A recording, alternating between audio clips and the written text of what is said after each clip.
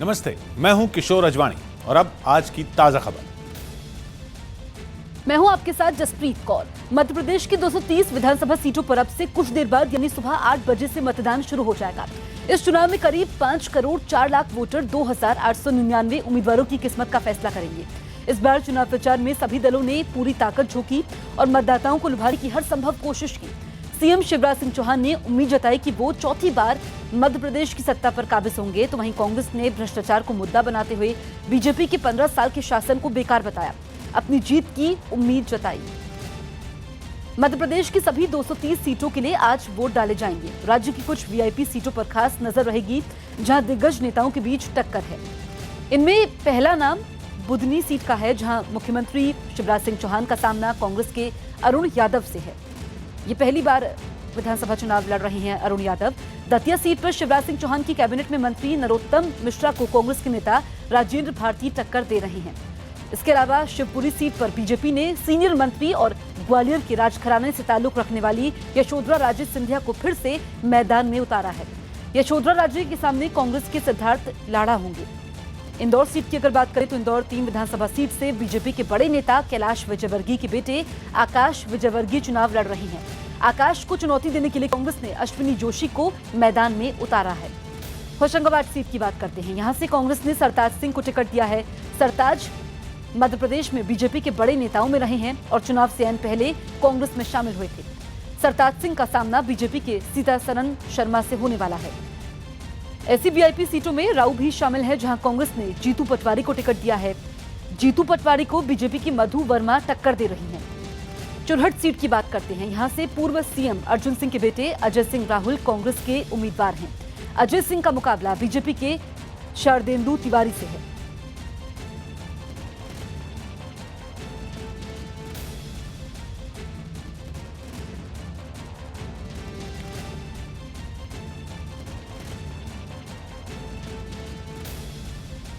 उत्तर प्रदेश के शामली में गुस्साई भीड़ ने पुलिस की गाड़ी से खींचकर एक आरोपी को पीट कर हत्या कर दी। दावा किया गया कि मारा गया आदमी नशे में था और इलाके के कुछ लोगों से उसका झगड़ा हो गया, जिसकी जानकारी मिलने पर पीसीआर वैन वहां पहुंची और आरोपी को कस्टडी में लेकर पुलिस की गाड़ी में भी बैठा दिया गया था। दावा है कि उस वक्त तक वो नशे में था और भीड़ उसके खिलाफ भड़की हुई थी।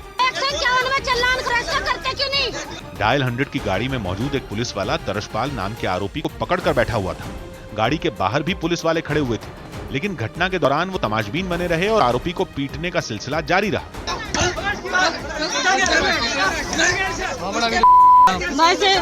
भीड़ में शामिल एक आदमी ने एक के बाद एक कई घूंसे आरोपी पर बरसाए। इसके बाद वो अधमरा हो गया।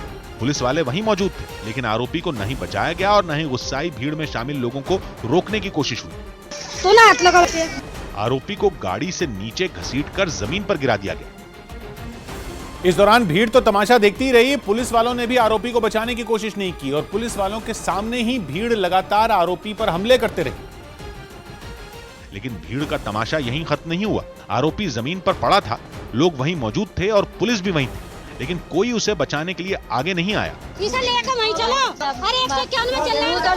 इस दौरान एक लड़के ने आरोपी को वहां से उठाने की कोशिश जरूर की, लेकिन उसे भी रोक दिया गया और आरोपी ने वहीं जमीन पर पड़े पड़े दम तोड़ दिया।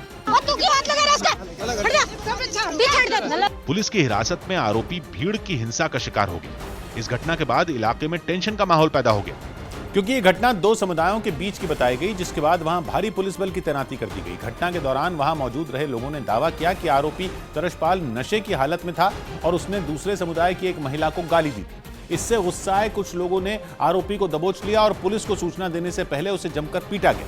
पुलिस जब तक आई तब तक भीड़ ने आरोपी तरशपाल को पीट कर अधमरा कर दिया। पुलिस के पहुंचने के बाद भी आरोपी को पीटा गया, जिसकी वजह से उसने दम तोड़ दिया। आरोप है कि घटना के वक्त पुलिस वालों ने जानबूझकर आरोपी को पिटने दिया और उसे बचाने की कोई कोशिश नहीं की गई। और इस बात को इलाके के लोगों ने भी कंफर्म किया। पुलिस वाला होगा पिटवाया, पुलिस वालों के सामने और मैं भी और जो झुटा लगी मुझे भी नुकारे कि नहीं है लड़की तो पीछे हट। इस घटना में अपने बेटे को खोने वाला परिवार पूरी तरह टूट गया। परिवार की महिलाएं फूट कर रोती दिखी।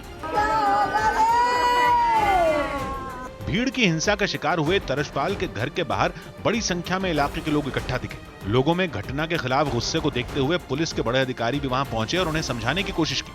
सब में ताला लटका हुआ है, देख रहे हो तुम लोग, कहाँ भाग कर जाएगा।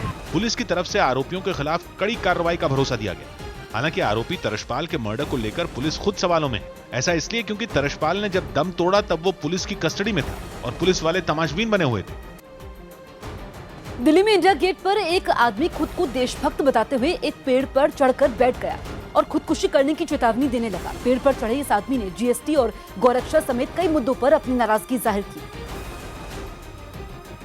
लेकिन वो सुसाइड करने की अपनी कोई एक वजह नहीं बता सका, बल्कि पेड़ पर एक रस्सी को बांध दिया।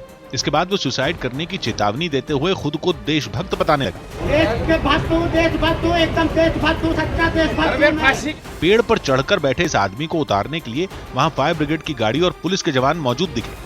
इस आदमी से बात करने की भी कोशिश की गई, लेकिन कभी वो जीएसटी पर भड़क जाता तो कभी गोरक्षा पर नाराजगी जाहिर करने लगता। तो माता को क्यों बूटा खाने में कटवाया जा रहा है? चाहे उत्तर प्रदेश हो, चाहे राजस्थान हो, हर जगह कटवाया जा रहा है। वहां इकट्ठा हुए लोगों के समझाने के बाद इस आदमी ने अपने एक बैग की तरफ इशारा किया जिसमें कई जरूरी कागज रखे हुए थे, जिनमें कुछ दस्तावेज तो उसके खिलाफ कोर्ट में चल रहे एक केस के बताए गए। हालांकि इस पूरे ड्रामे के समय पेड़ पर चढ़े आदमी ने अपने केस के बारे में कुछ नहीं बताया, बल्कि वो तो बार बार बस सुसाइड करने की चेतावनी दे रहा था, जबकि लोग उसे पेड़ से नीचे उतर आने के लिए समझा रहे थे। वो सुसाइड करने की कोशिश कर रहा है। यहाँ पे काफी लोग मौजूद हैं, पुलिस के लोग मौजूद हैं, यहाँ पे फायर ब्रिगेड भी आई हुई है, उसको उतारने की कोशिश की जा रही है। आरोपी को समझाने की कोशिश इसलिए की गई क्योंकि उसने रस्सी को पेड़ से बांधने के बाद अपने गले में लपेटा हुआ था।